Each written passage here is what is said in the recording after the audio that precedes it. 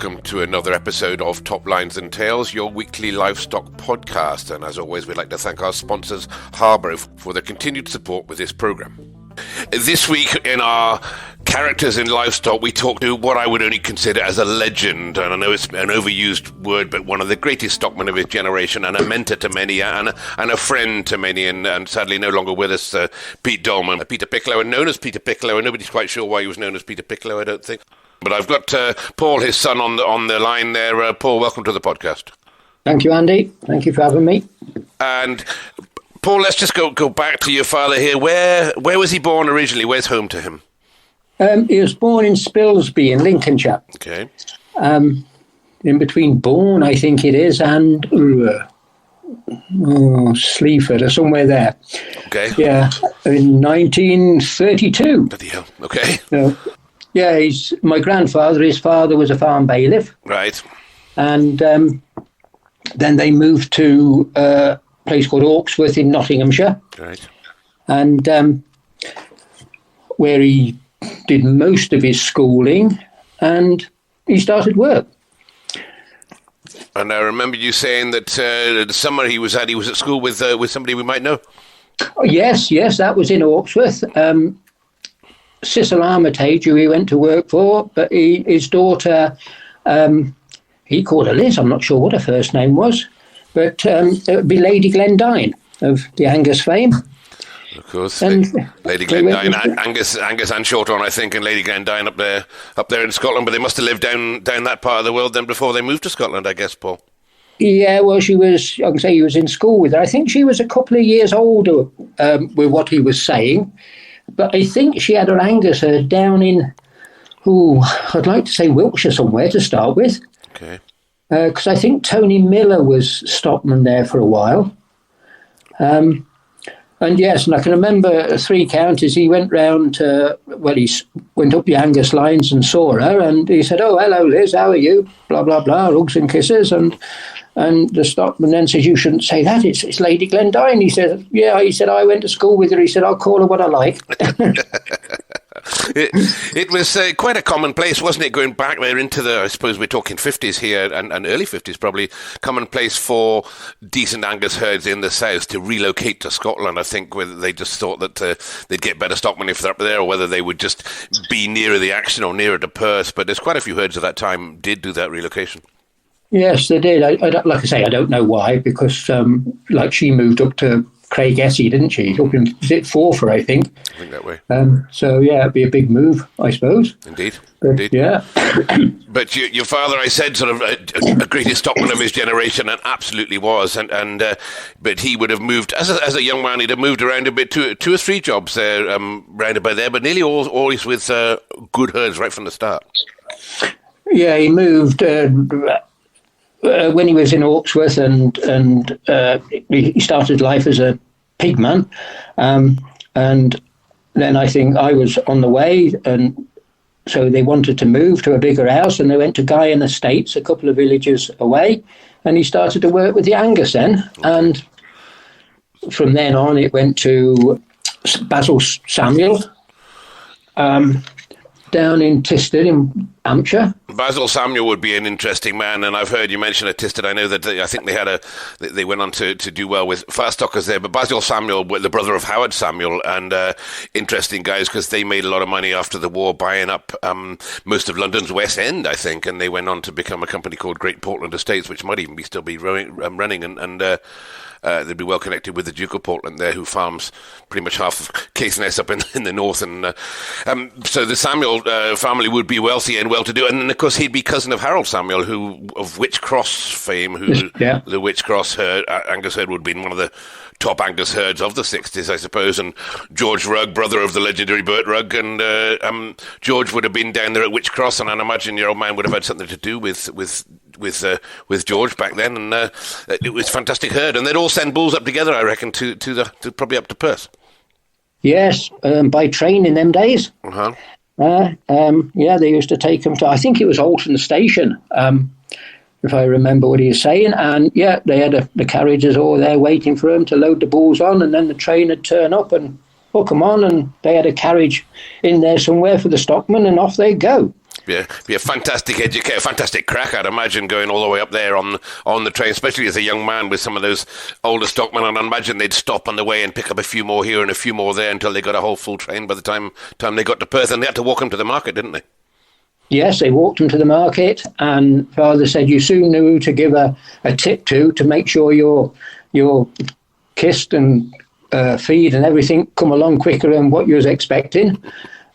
So yeah, he said it was something else. Of course, in them days, them bulls and that were all rugged up as well, wasn't they? They would put a lot of rugs on them because they'd have a lot of hair on those bulls. Back then it was all about hair, still is, I suppose, but it was all about about hair back then. And these old boys, and your father included, knew how to grow hair, and they knew how to preserve that hair as well, didn't they? But yeah, going back to the train going up to the Perth there, of course they would get as you said, the station porters would probably bring all their equipment across, and with your old man, it'd be known who the movers and shakers were and who's the one you slipped a $5 or $2 to get your stuff delivered. Otherwise, you'd be standing out there in the snow for a while wait for it to arrive. Exactly, yeah. And like I say, it depends how many bulls you got, how many journeys you made as well. Of course, yeah. I suppose they'd have an excess of stockmen back then, but I wouldn't. I don't know how big a herd they had at Tisted there, but I suppose, as I said, Witchcross would probably they'd all muck in together, maybe taking the bulls up, because Witchcross would be a little bit further east than Tisted, I think. Just a little bit, yeah. And going back to Witchcross, of course, I said one of the top herds there. They won the Highland Show and the Royal Show in the same year, and I think they won it 3 times in something like 5 years, which is an incredible achievement. And they did the double of winning the Scottish Winter Fair and London with the same animal in 1959. And they're tremendous cattle, tremendously brought out. And so your father would go along with that. And I think Tisted they had a good result in 1959 as well there, Paul. Yes, he was baby beef steer in Smithfield.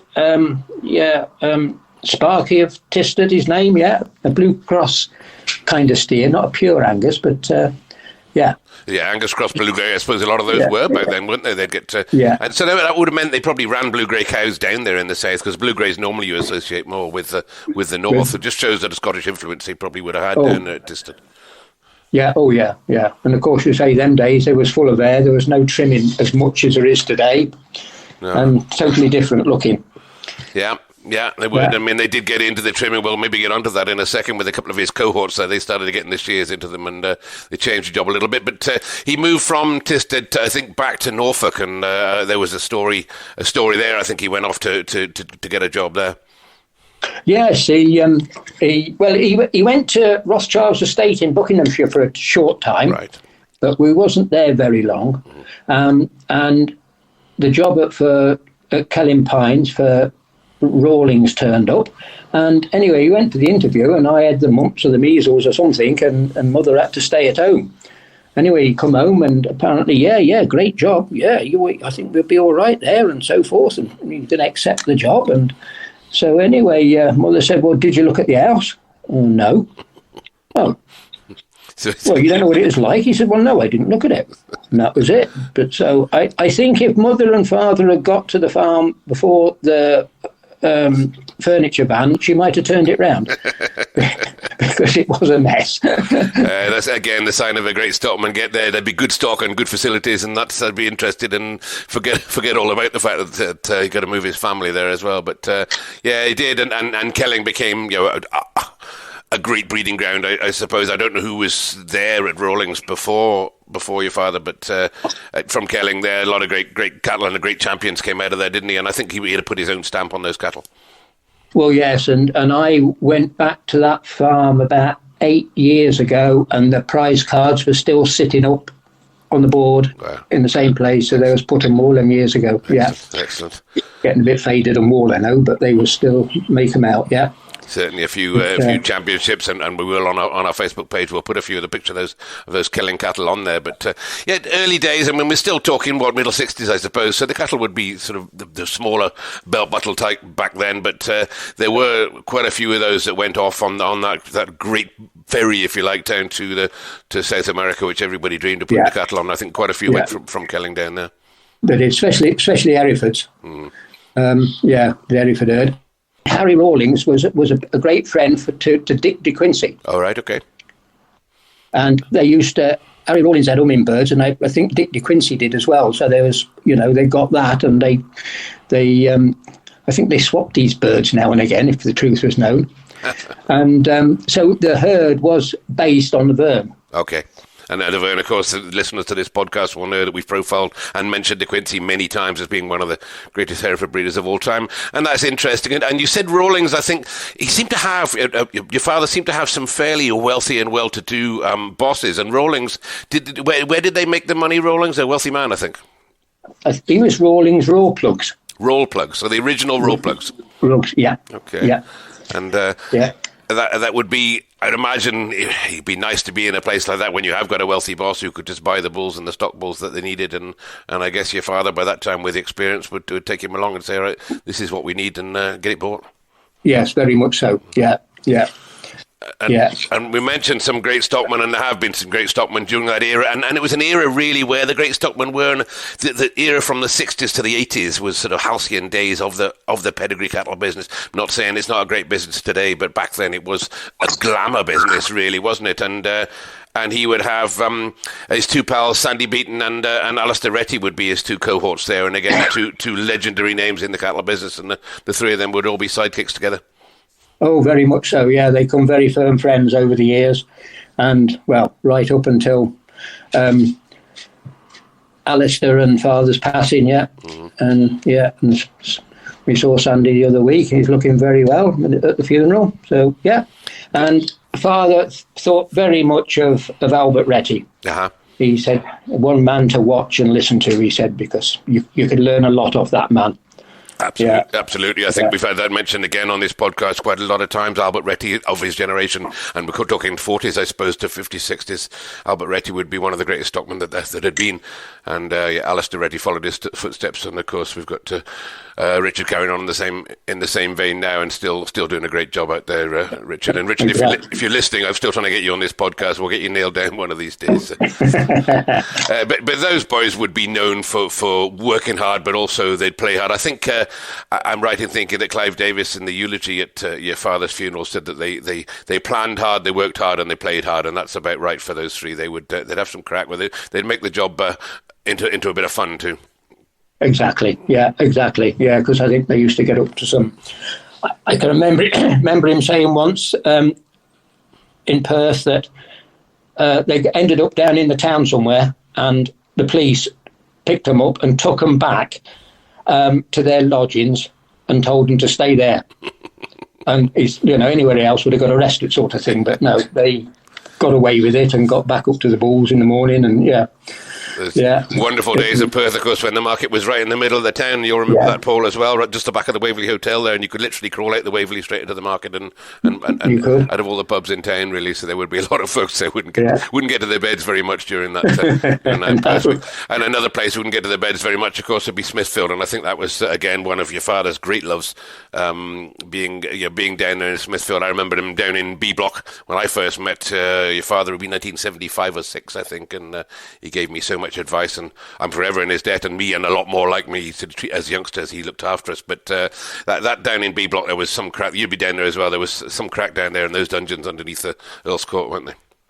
Oh, wasn't there just? It was the first time I saw a gallon bottle of whiskey, and it was rolled up in a big blanket, and one of the Scotchmen brought it out, and I was amazed at the sight of that in my day, I remember your father telling me about that. He said, I think it was him. No, I tell you, it was Brian Waits, used to be with the Lincoln Reds, and he was talking about your father's, and I remember him saying they brought a gallon bottle of whiskey, and they took the top off and threw it away. They thought, we won't need that again.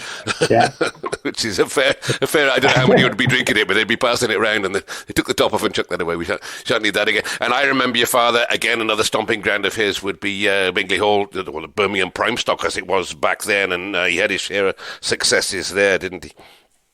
Yes, very much so, and back from the days when it was in the middle of Birmingham as well. Mm-hmm. It was, it was the same layout as it is today, actually, but we used to sleep up in the balcony, and next door, there was a chicken show, and us kids used to get kicked out in the morning to go and nick the eggs so we could have a fry up. From the chicken shooting. Yeah. But you were popular when they were looking to find their eggs and they weren't there. No, it was. A lot of people probably don't know that, but the original Bingley Hall was bang in the middle of Birmingham. My father remembers going there. I think it burnt down in 1972 or 3, around about there. And my father remembers Jack Brooke winning the very last one, I think, with a pure Hereford, and those were the days. And then, of course, it moved to Bingley Hall in Stafford, where they built the new Bingley Hall, as it's still known as now in Stafford. Well, I remember your father when I started going there. I suppose it'd be late 70s, and us we used to have we have a party sort of after midnight in the middle of the main ring, and we just carry all the bales in there. There'd be a crowd of us. There'd be Bob Powell and Fred Harrington and yourself probably, and certainly your father. A crowd of us being in the middle of that ring, and we put them round in a circle. And then your father, for some strange reason, decided to start jumping along, sitting on his chair backwards and just hopping along a little bit. And then next thing you know, he's bunny hopping down there, challenging me to a race. So we bunny hopped to the end of the ring and back. And then by the time we got to the following year, this chair race thing became quite a big deal. And we had checkered flags and rosettes and what have you, and we used to have to do a lap of the ring, sitting bunny hopping backwards on a chair there. That's the kind of crack that your father had, and he always had a bit of crack, and always did it with a smile on his face there, and in those big boots, Paul, that everyone will remember. Seemed to be him and Sandy Beaton and Alistair Retty. I think they must have all bought their boots in the same shop. Yeah, I think those all bought from Rogerson's at Kelso. Yeah. They'd probably pick a pair up on the way back home from Perth, I'd imagine. Yeah, and you mentioned Fred Harrington. Well, there's somebody else, isn't there? Mm-hmm. Father and Fred were great friends, and they went to judge a show on the Isle of Bute. Well, they'd gone over a week for a one-day show. It's a long way. It's a long way, Paul. It's a long way. I know it is, but I think they must have got mixed up with some of the Macmillans, because it's their stronghold up there, isn't it? It is, yeah. Tom Macmillan and his family there would be, of course, from the Isle of Bute, and when they got in there, you're right, it took a day or two to get away from them, but yeah, I would think so. Yeah, they'd have a good excuse. It's a long way to go, but to go missing for a week, well, I'm sure he wasn't too popular when he got back. He'd have to work his way out of that one. I always managed to get out of a scrape. Yeah, and then from Rawlings in Norfolk, we said with the Kelling Pineherd and Hereford and Angus that they had there, he went to Sir George and Lady Harriman at Heronfield, Herefords, and again a great couple of people. Oh yeah, fantastic. Yeah, they helped me on my way as very much so. Both of them fantastic. Mm-hmm. There was, I won't say Lord and Lady, but you wouldn't have known it. No. You wouldn't have known it. No, they're fantastic. No, George would get in there amongst the stock himself, wouldn't he? Sir George, shall I say, and amongst the stock and the stockmen as well. Oh yeah, he'd rather be with the stockmen than he would the breeders, to be honest. And the boot of his car was very well stocked. Yes, another great boss to have, I would have thought. And then when George died, your father went on to Dick Adams. But Lady Harriman kept the Herefords on, didn't she, for a long time? In actual fact, the herd carried on. It carried on in a small way, yes.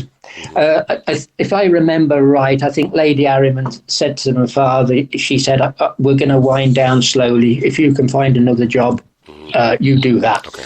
And, that's what happened in a sense. Mm-hmm. Yeah, so, no, that's very good. Very good. And then we talk about good bosses. I mean, you couldn't have a better boss or a nicer man than Dick Adams. What a lovely chap. And a farmer there, a proper farmer, I think, in there, sort of Welford. And I don't think they had many Herefords when he went there, and your father ended up staying there 40 years, and he really was the backbone of that herd.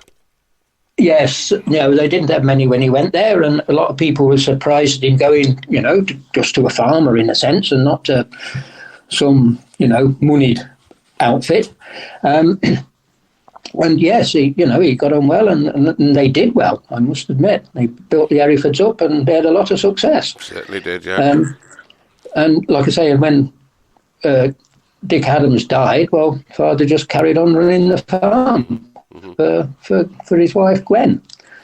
But yeah, they did have a lot of success. A lot of success, but a lot of show success, didn't they? I mean, it was. I think Dick enjoyed the shows as much as your father did, and they would do the Three Counties, and they would do the Royal, and he wouldn't miss a year unless he was judging or something was wrong. He'd never miss a year. In fact, more than those two shows, there'd be a lot of shows that. Well, like I say, they did very well there, and Dick Adams got very enthusiastic with the Herefords, and well, in fact, he went over to Canada and Wabash Gold Standard with Richard Milner and Ray Westaway. Okay, so brought a bit of Canadian blood. The times were changing then, of course, weren't they? And these bigger bulls were needed, and I'm sure your father wouldn't let him go too extreme with some of the big narrow buggers that they brought in there. But the Wabash bull was a good bull. I remember him being at the Three Counties. But I was just saying, he had. They would go to all the shows year on year, and he wouldn't miss a year unless he was judging. They wouldn't miss a year at all. No, not at all. And it didn't matter who was judging that show. If they went to it, they went to it the next year. He didn't follow a judge or anybody like that. Okay. And No. And talking about judges, he did judge a lot himself, and yet the judging would get him up and down the country, and an enjoyable job. I'm sure you've judged yourself, an enjoyable job getting about and judging, but there wouldn't be many corners of the country he didn't get to. No, there wouldn't actually. He'd been all over. From the Isle of Bute down. Well, he judged Birmingham one year and gave me the champion, so I'm grateful to him for that. And I think there was a bit of a stooshy that year, if I remember, because Birmingham took it on themselves to put both judges.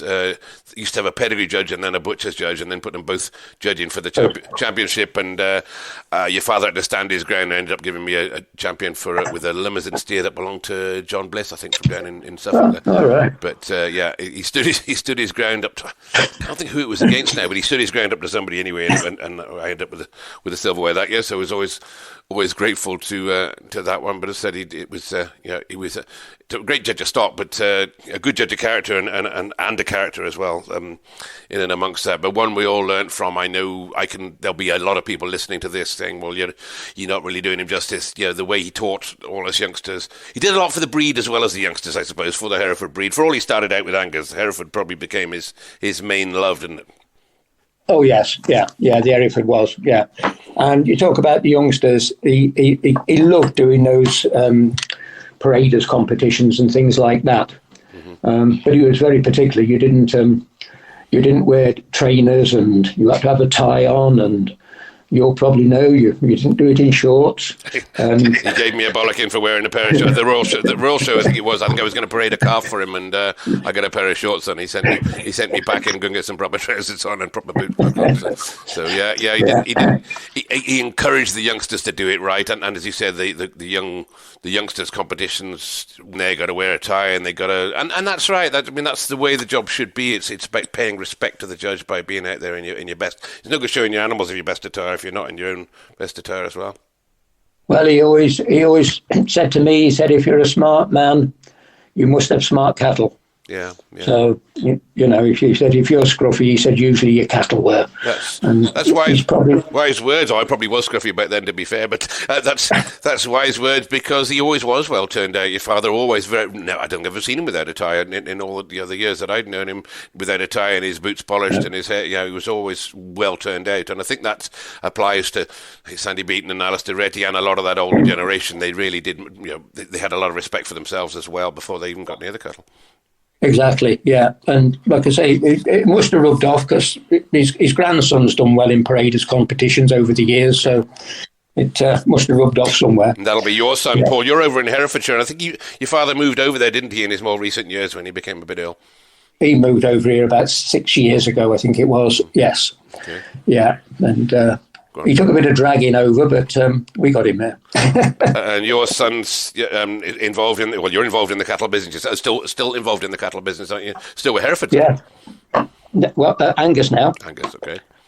Yeah, my son's involved a bit, but he married a farmer's daughter, and he gets the showing side of it when he can, put it that way. He does a bit of trimming for people and things like that. Mm-hmm. So, yeah. And he won the Angus YPD 1 year. And did he? Okay. Got a trip to Canada, so, yeah. That's a fantastic organisation, the Young Angus Breeders, isn't it? And they do. And you don't have to be an Angus breeder. I think you can enter, but again, we've spoke to some on this podcast over the times, and so your father would encourage that and be mentoring some of these youngsters to go into that, and that was brilliant to see.